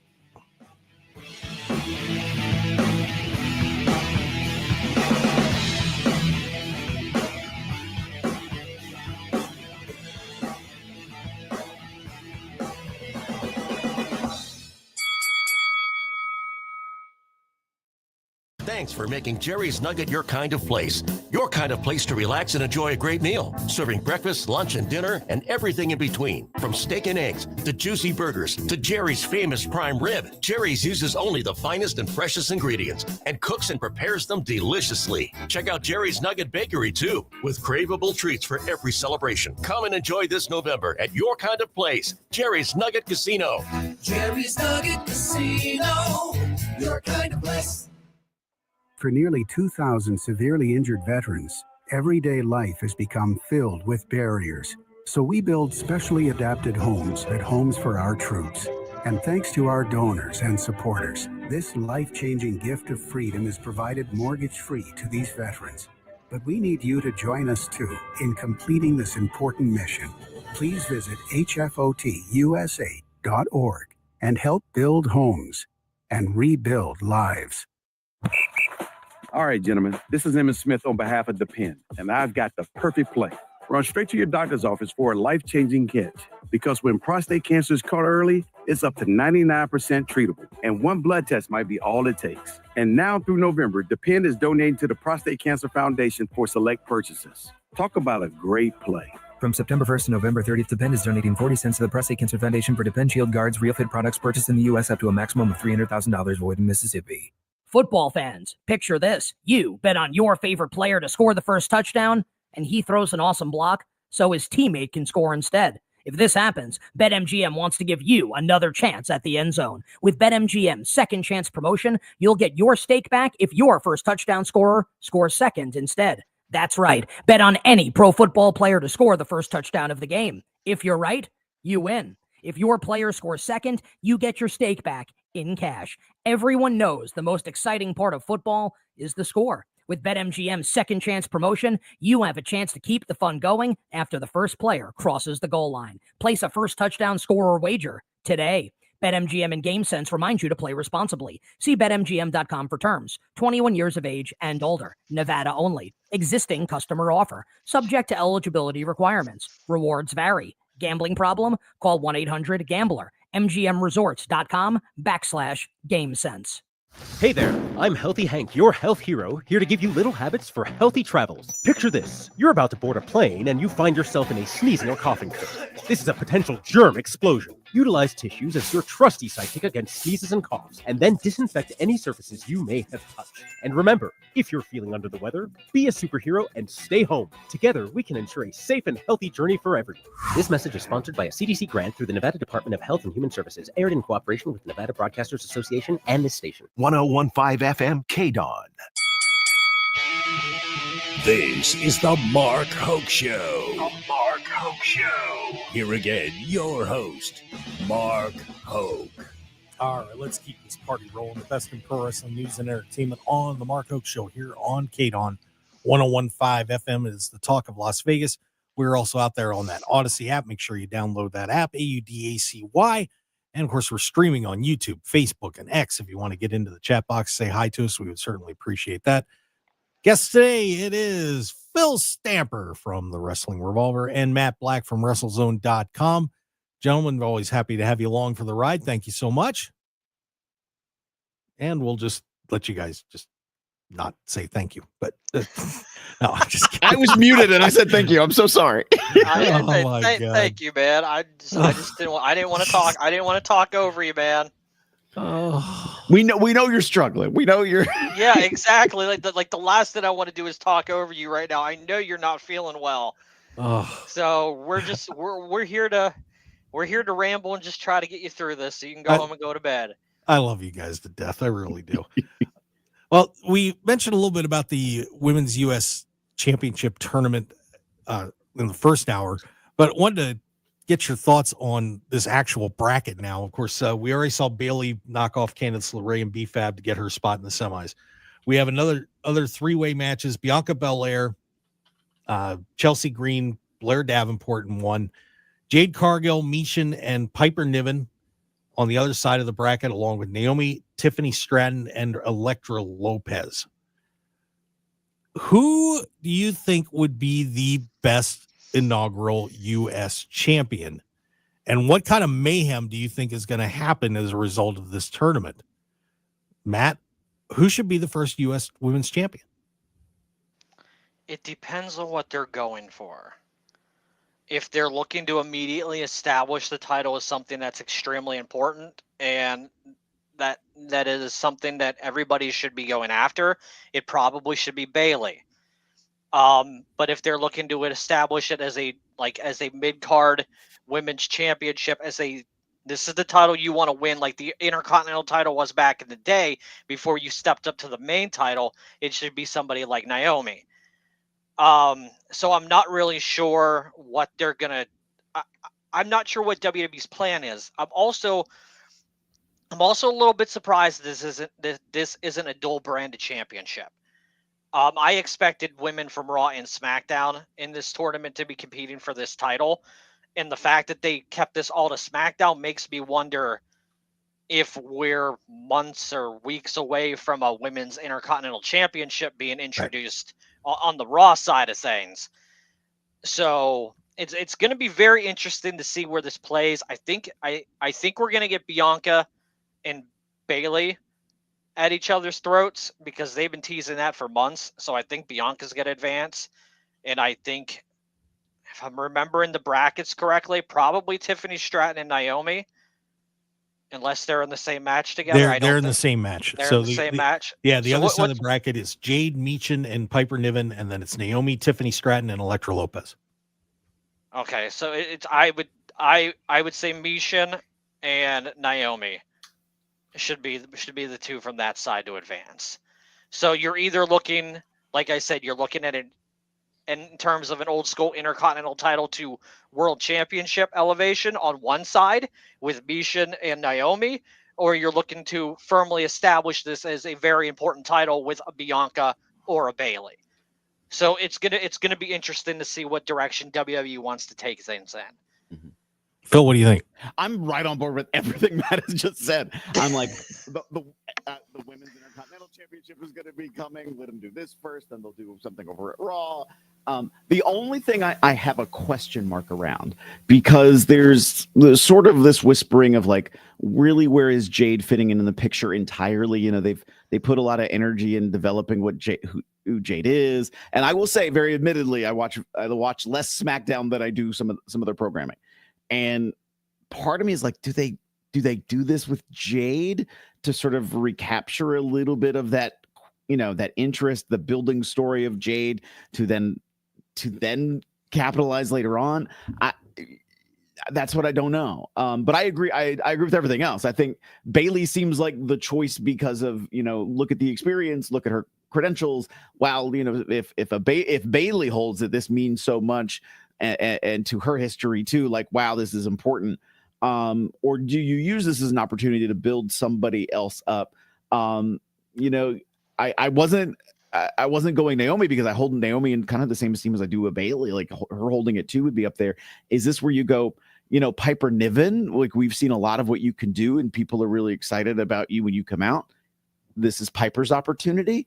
You know, I feel like there could be something more to play with potentially to then bring up another star to a higher level. And nobody's talking about Chelsea Green on this. The internet wants Chelsea Green to win this title so badly. It's unbelievable. I'm wondering if they're not going to be doing something to set up, maybe plant some seeds between Jade and Bianca in this tournament. That one of them costs each other a match or something along those lines that is going to create more friction between the two. But honestly, I don't know if that's a good idea. I think WWE is laser focused on Jade versus Bianca at WrestleMania 41. I think that's the long-term plan. I think that's where they want to go. I think Jade will be the one to turn on Bianca. Might happen in the Rumble. But I think that's where WWE wants to take this. And I don't think they believe that either of them need a singles championship to have that match. And Bianca's talked a lot in the media as of late of how important she believes it is to have a big women's feud at WrestleMania Climax without a championship involved. So I think she's been laying the groundwork in the media for a while now to let people know that she's going to be in a match at WrestleMania without a title on the line. But it's going to be a story that people will be invested in and be ready to see paid off at that point. So let's say it goes down that road and you get Bianca Jade at WrestleMania. Who goes over? Who's the one that gets over in a feud like that? Because you could really hurt both of them if you make a little booking mistake here or there.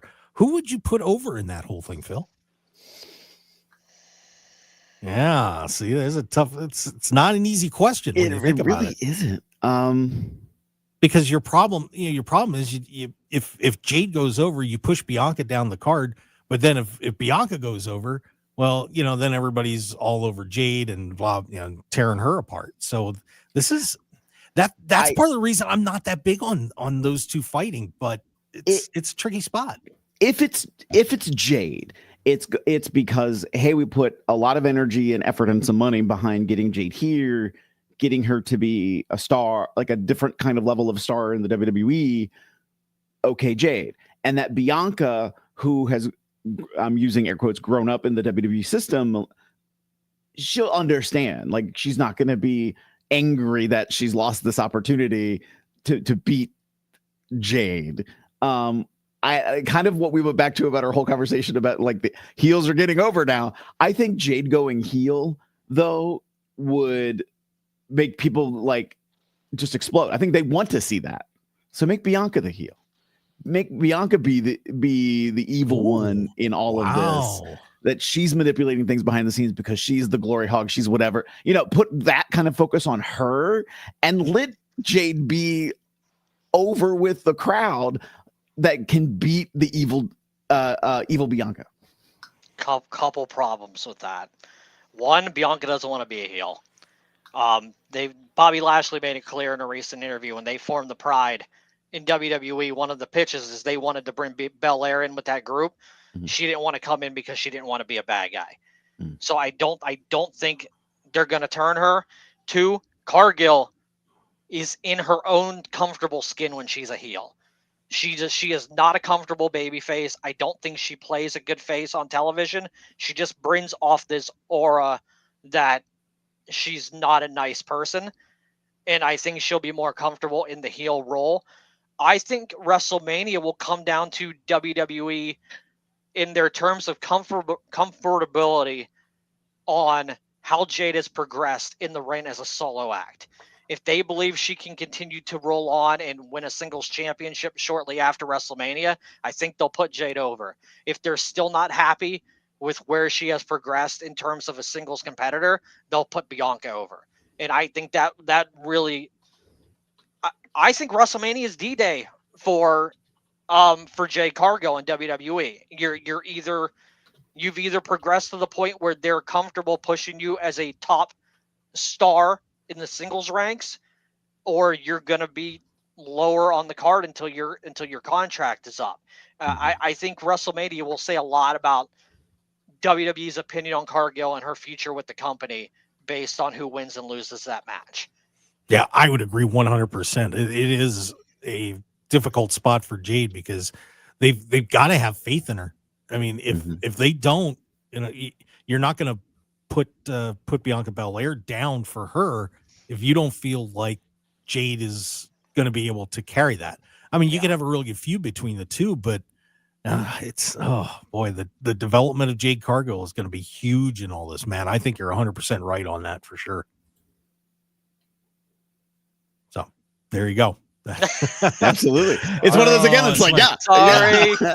It's okay. It's okay, guys. So silence on radio is fantastic, but anyway, yeah, it's all good. But yeah, it'll be fascinating to see how all that turns out. But Matt, Phil, did you ever give me your pick on who's going to win the title though? Oh, give me a pick. Sorry. I'm going to go Bailey. I feel like they might do not old. Oh my God. They're going to do the reliable choice. I didn't mean that in regards to Bailey. I meant that in regards to the WWE's mindset. Oh my God. I'm so sorry. I apologize. Send that clip to Bailey. The Boss and Hug Connection are going to be coming after you after the show. Oh my God. I'm freezing and I'm just hiding behind it right now. He has thrown Mercedes Moné and Bailey under the bus. And now I get after Bailey. Show. Oh no! He's in so much trouble. Do you have anything bad you want to say about Becky Lynch or Charlotte while they're at it, Phil? I plead the fifth. Oh my God! Come on! Say something about Charlotte should never win a world championship again. She's past her prime or something. Go ahead. We'll send that to Andrade. Come on. She was pushed too early. That's the only thing I have bad about Charlotte Flair. That honestly, that's fair. Becky, love Becky to death. I really don't have a bad thing I can think of off the top of my head to say about. I can't wait for Becky to be back. Yeah, I agree. Cannot wait for Becky to be back. Yeah, she's apparently going to be back here pretty soon. There's rumors flying around. She's going to be apparently in time for Netflix. Yeah, hopefully Netflix doesn't crash, but we'll see about that. All right, well, before Phil Stamper says anything else to get him in trouble with WWE and ruin his chances forever to work for the company, we passed that point. I just want to remind everybody, if you would take the time to check out my good friends at Off Grid Creations, do unbelievable work, embroidery, t-shirts. If you want your logo on any item whatsoever, even Phil Stamper's forehead, you could do it. Just check it out at off-gridcreations.com. And, just tell Mike Frank over there that Mark sent you, and he will take great care of you. I promise. He'll do a full brand consultation with you and make sure that you are all squared away. And he does unbelievable work, like these Mark Hoke Show shirts that I'm sweating through right now because I'm a mess. But otherwise, yeah, you'll be glad you did it. Off-gridcreations.com. Okay, I'm going to give Phil a chance to collect himself and Matt. Having these two guys on, it is radio gold, baby. No doubt about it. Matt Black from WrestleZone, Phil Stamper from the Wrestling Revolver, as long as nobody calls down a revolver and tells them to get rid of him too. And stick around, guys. We'll be right back.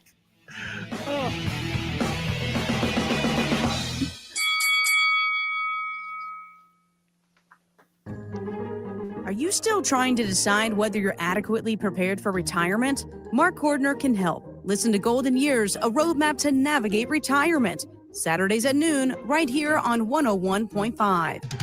At El Monte RV in Las Vegas, we're clearing out our best pre-owned RVs. Coachman, Winnebago, Gulfstream, and more, with no payments until 2025. Drive home today and start your adventure without worrying about payments until 2025. Plus, we offer great financing for up to 240 months. With all RVs Road Bear certified for peace of mind. Contact us at elmontervsales.com to find out more. All right, when it comes to getting life insurance for your family, a lot of excuses can get in the way. But ask yourself this: if something were to happen to me, who would pay the mortgage, the kids' education, and the other bills? Then forget the excuses and check out Ethos Life, the online, easy way to get life insurance in 10 minutes. Ethos has rates that you can afford, like a $500,000 policy for a 40-year-old male starting at $1 a day or $30 a month, with a few health questions and no medical exam. Get your free quote right now at checkethos.com. That's checkethos.com. Not available in all states. Rates do vary. Did you know that Wendy's has any size soft drinks for just $1? Yeah, any size, anytime. Like $1 Coke, $1 Sprite, or even $1 strawberry Fanta. Okay, could we maybe switch up the sound effect, please? 'Cause I'm losing it. Wow, no, not that. Any size soft drink for just $1? Gotta be Wendy's. Limited time only. Price and participation may vary. A la carte only. Not valid in a combo. Exclusions apply. All right, gentlemen, this is Emmett Smith on behalf of The Pen, and I've got the perfect play. Run straight to your doctor's office for a life-changing catch, because when prostate cancer is caught early, it's up to 99% treatable, and one blood test might be all it takes. And now through November, The Pen is donating to the Prostate Cancer Foundation for select purchases. Talk about a great play. From September 1st to November 30th, Depend is donating 40 cents to the Prostate Cancer Foundation for Depend Shield guards, real fit products purchased in the U.S. up to a maximum of $300,000 void in Mississippi. Lowe's knows you want to get even more value for the holiday. That's why as a My Lowe's Rewards member, you get new member deals on holiday decor, tools, and more. And you earn points when you shop. More points equal more rewards to help you save on holiday and more. Not a member? Join for free today at Lowe's.com/MyLowe'sRewards, because Lowe's knows deals. Program subject to terms and conditions. Points are awarded on eligible purchases. See Lowe's.com/terms for full details. Subject to change. Whoa, what just happened? You were in a car accident. You should call Salmon Crash. No way, I don't want any salmon. Well, then how about Ed Beardstein? The guy with the beard from the hockey game? You might as well call Knock Me. His name is Nacho. What are you talking about? You should call Get the Win. Get the Win? GetTheWin.com. 101.5 FM KDAWN. You're listening to the #1 professional wrestling radio show in Vegas, The Mark Hoke Show. The Mark Hoke Show. Now, here again is Mark Hoke. All right, everybody, we are back on the Mark Hoke Show here on KDAWN. Final segment. And I'm sure that there's people out there that are saying, thank God, because I don't want to get anybody fired or anything like that. Very happy to have Phil Stamper at Trust and Phil on X and Matt Black from WrestleZone.com back on the show. Very happy to have Matty back. We missed you, buddy. It's good to be back. Phil is like, am I ever going to do this show again? I don't know. I bring out the best in Phil, I think. I really do. Do I? He threw that poor man under the bus. You hurt him so bad he's muted again. I should be muted. There you go. There Okay, he is, there okay, he is. we He's got you. back now. We got That you. was weird. I wasn't muted. Don't. That was know what weird. happened. I think Mark, did you? He No, I muted you, didn't dude. mute you. Mark's Why the would I do heel that? here. Mark. He's the secret heel. I don't think it's a secret. Yes, let's rent space on Phil's forehead to do ads. Come on, that was pretty buddy. funny. You're not too far away. I'm just. Oh my God. This all hell is broken loose on the show. And for those that didn't hear, I am sick as a dog today, but I am hanging in there. And by the way, a good friend, Gamer Bear, says good stuff so far. Very fun discussion and kidding around. There we go. See, we're having fun. So Gamer Bear in there. And let's see, Catherine Summers saying so far not bad. Well, what can we do better, Catherine? I mean, that's one of yours, isn't it, Matt? No. It's one of your fans. No? Don't know. Okay, fair Don't enough. know her. Well, we're happy to have Catherine Summers joining in on the chat box. So that's very cool. By the way, Jesse Hyde brought up another. Jesse Hyde, this one of our regular fans in here. Is AEW fans going to say, where's Shane to Tony Khan if Shane O'Mac doesn't come to AEW and could come back to WWE to maybe confront The Rock? I don't know. Shane's never coming back to WWE. And if he shows up in AEW at some point, he shows up in AEW. Like, I never understood. Everybody was like, oh my God, he's the guy behind the Moxley thing. It never made any sense to me whatsoever for that to be something that Moxley would want to go along with. So I never understood why people thought that was the logical conclusion, that Shane was going to be, the guy behind the Death Rider thing. It's always been Moxley. Moxley's behind Moxley. So yeah, if Shane shows up in AEW at some point, cool. But I don't think it's something that the fans are going to be upset at Tony Khan for if it never takes place. Phil, I mean, it's an interesting topic. Do you think that Shane should even show up? I mean, one, never say never, but I agree. I don't think the spot is behind John Moxley. No, like Moxley is the leader in that scenario. Him in general showing up at AEW, I don't know. I thought we had passed that. I thought we were a little bit like, oh, we talked about there was that buzz when they had their little meeting and then we moved on. I really don't want to say no to him ever appearing back in WWE. I feel like he would at some point. I feel that at some point. It's not. I don't think it's gonna be tomorrow. I think Triple H would have to be gone for him to be back in WWE at some point. I mean, I think there needs to be some more time. I think there's still too much about everything else that's been going on with his dad, and just it's not in 2024 and not probably 2025, and depending on whatever Armageddon happens in 2025. Yeah, maybe they induct him in the Hall of Fame at some point. Maybe. Yeah, I think it would be interesting if Shane ever did make a comeback in WWE. But at the same time, I think that Shane has somewhat positioned himself as the anti-Vince to a point. And I think he was just put in a really tough spot because it was his dad. And you don't want to throw your own parents under the bus if you don't have to for any reason. But at the same time, there just seems like Shane was trying to get Vince's approval, but also hated a lot of the stuff that he was doing, it seems like. I mean, butting heads with his dad is what caused him to leave the company, back in 2008, I believe it was, to begin with. I mean, he left because they were just butting heads constantly. Mm-hmm. They couldn't get on the same page. They had very different viewpoints of where they saw the company going. And Shane knew that he was never going to win out against his dad. So he decided to just leave. So, And I know like his relationship with Hunter, it's not the best. And with I can't see him back in WWE anytime soon. Especially with the current regime that's in charge of things right now. Yeah, I just think the name is just lightning right now. You don't want to mess with it. Right. You know, it would be a disaster. But yeah, keep trying, Jesse. We'll find him Shane McMahon around somewhere. You know, I know Jesse wants him to come back someplace very badly. So thanks for the comment in the chat box. We certainly do appreciate that.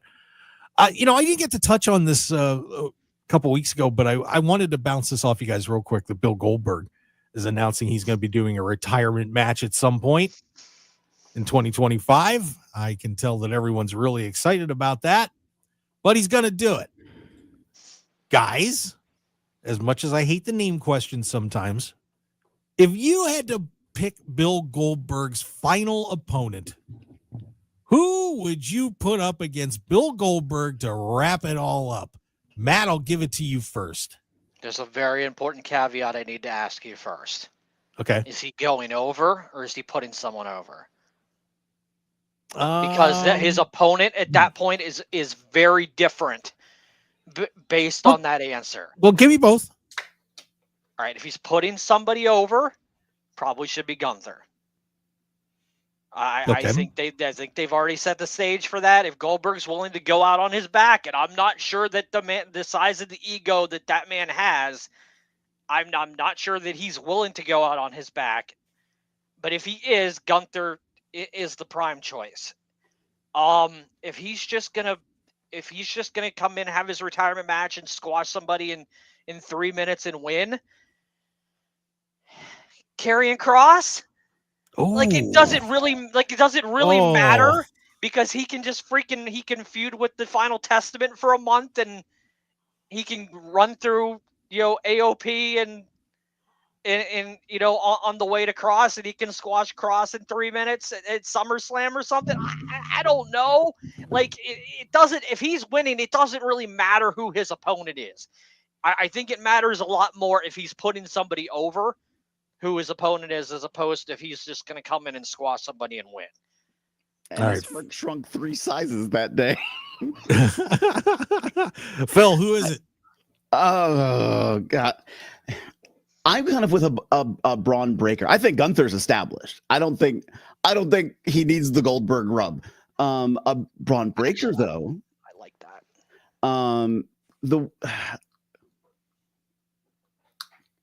That was my choice, by the way. That was my choice. That might be somebody he's willing to put over due to his relationship with the Steiners. Steiners, yeah. And I felt like that would be a great full circle match back to the WCW days, back to the Steiners. And because of the styles that they wrestle, you're probably not going to have anything really bad happen in the match that someone's going to get hurt. You know, like I just keep thinking back to Goldberg and Undertaker and that disaster. I think that you have two very similar power styles going at it, and like I said, you get back to the Steiners and everything. You bring the Steiners in and coach it up a little bit and have a little fun. So I mean, Braun Breaker would probably be my pick too. Or, and this is the more on a limb one, like super on a limb. Okay. His son's 18. Son's playing football. He's not a scholarship player in Colorado. Do we get Goldberg 2.0? I don't want it. I don't know. No, look. If he wants to come in, if he wants to come in and go through the Performance Center and stuff, I'm perfectly okay with that. But I do not want him being his father's last match. I think that would be an utter disaster of epic proportions. Please don't do that. Please, wrestling gods, do not allow that to happen. I love you, Solo. Well, there you go. So I think Braun Breaker's the call there. But good points, Matt. Yeah, it will be interesting to see if he's willing to do the right thing. And that's heavily going to depend on his. To me, his final match is going to come down to his. If he's willing to swallow his pride and put somebody over. And I truly don't know if he is. Like, if you listen to his interviews and stuff over the past year, he still thinks he's the greatest thing ever.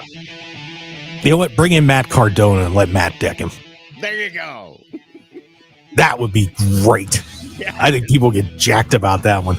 And you know what, guys? What a fun show we had today here on the Mark Hoke Show. I want to thank Phil Stamper, of course, Coach Rosey, Josh Rosenbaum, and Matt Black from WrestleZone. We had a blast, and appreciate you guys helping carry me a little bit through this thing. Just an unbelievable day. So thank you, gentlemen, for coming on the show. You're very welcome, man. I hope you feel better. I'll get there. And, of course, Phil is at Trust and Phil, and Matt is at Raw F Showtime. And, of course, catch all his work on WrestleZone.com. Guys, we'll see you next week. Hopefully I'll be in a little better state of mind, and but we'll still have fun and laugh at Phil a little bit. Thanks, guys. We appreciate it. Have a good one.